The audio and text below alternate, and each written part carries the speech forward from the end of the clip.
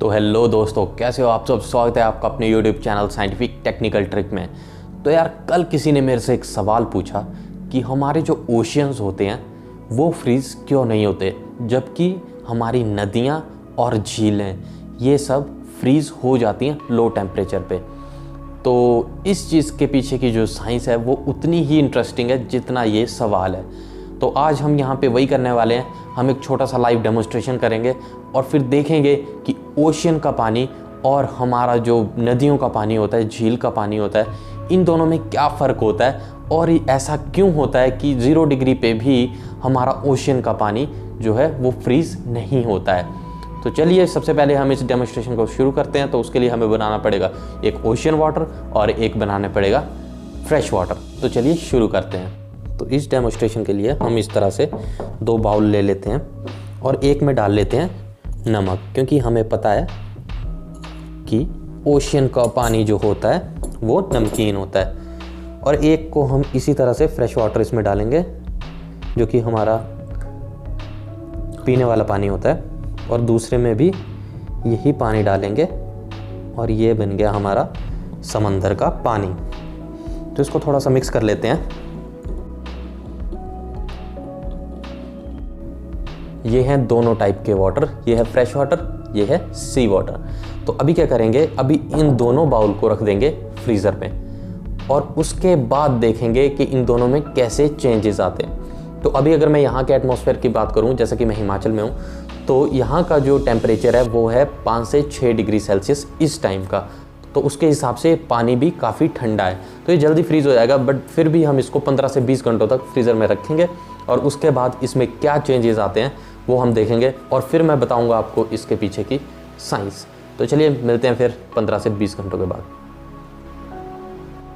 तो भाई 16 घंटे हो चुके हैं और रिज़ल्ट की बारी आ चुकी है। रिज़ल्ट मेरे सामने है और ये बहुत ही ज़्यादा हैरान कर देने वाला है। तो अभी आपको भी दिखाते हैं कि 16 घंटे दोनों बाउल को फ्रीज़र में रखने के बाद क्या रिएक्शन हुई है, दोनों में क्या चेंज हुए हैं। चलिए अभी आपको बताते हैं।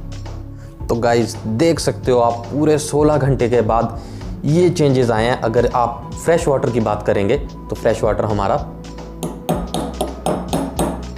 एकदम जम चुका है, लेकिन वहीं अगर हम सी वाटर की बात करें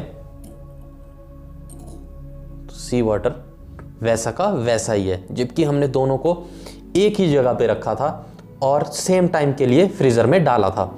और उसी हिसाब से आप इधर देखो, ये पूरा फ्रीज हो चुका है। तो है ना यार काफ़ी सही।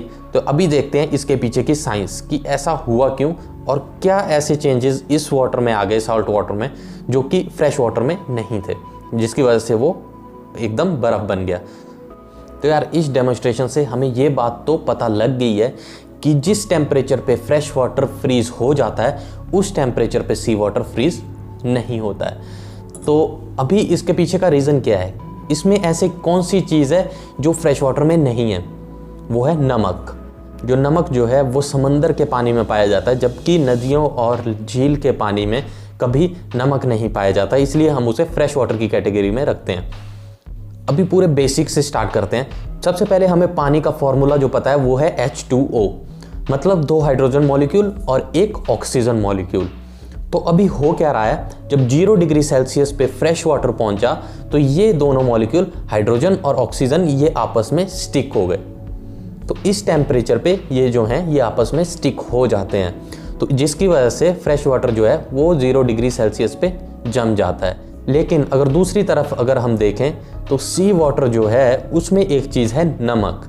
तो नमक जो है इसमें आयंस का काम कर रहा है और ये हाइड्रोजन और ऑक्सीजन मॉलिक्यूल के इर्द गिर्द घूमता रहता है, तो जिसकी वजह से ये इसको 0 डिग्री सेल्सियस में भी आपस में चिपकने से रोक देता है। तो वही एक रीज़न है जिसकी वजह से सॉल्ट वाटर 0 डिग्री सेल्सियस पे फ्रीज नहीं होता है। तो अभी आपको एक फैक्ट की बात बताता हूँ। आप लोगों ने देखा होगा कि जो जूस की दुकान होती है उनके पास बड़ी बड़ी बर्फ़ की सिल्लियाँ होती हैं। तो वो सिल्लियाँ कैसे बनती हैं, तो ये जो बर्फ़ बनाने वाली जो फैक्ट्रीज़ होती हैं ये इस सॉल्ट वाटर को एज अ कूलेंट यूज़ करती हैं। मतलब एक टैंक होगा और उसमें सॉल्ट वाटर डाला होगा जिसे ठंडा किया जाएगा और 0 डिग्री पे भी ये जमेगा नहीं।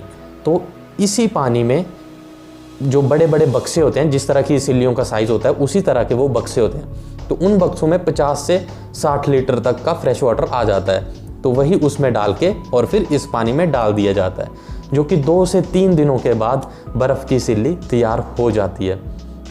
तो यार इस चीज़ से बहुत ही ज़्यादा मीन्स इफ़ेक्टिव एक वे है ये बर्फ़ बनाने का। अगर आप नॉर्मल रेफ्रिजरेशन सिस्टम का सिस्टम देखोगे तो बहुत ही ज़्यादा मात्रा में आपको गैस चाहिए उतनी बर्फ़ बनाने के लिए। लेकिन अगर आप सी वाटर मीन्स सॉल्टी वाटर को अगर आप ठंडा करोगे तो ये 0 डिग्री पे जमेगा नहीं, और आप इस वाटर में बहुत सारी बर्फ़ की सिल्लियाँ बना सकते हो। तो इसलिए भी हम इसका यूज़ करते हैं। तो यार उम्मीद करते हैं कि आप लोगों को अभी समझ में आ गया होगा कि ओशन वाटर क्यों फ्रीज़ नहीं होते हैं, जबकि फ्रेश वाटर 0 डिग्री सेल्सियस पे फ्रीज़ हो जाता है। तो यार उम्मीद करते हैं कि आपको कुछ ना कुछ सीखने को ज़रूर मिला होगा। तो यार मिलते हैं नेक्स्ट वीडियो में, तब तक के लिए जय हिंद, जय भारत।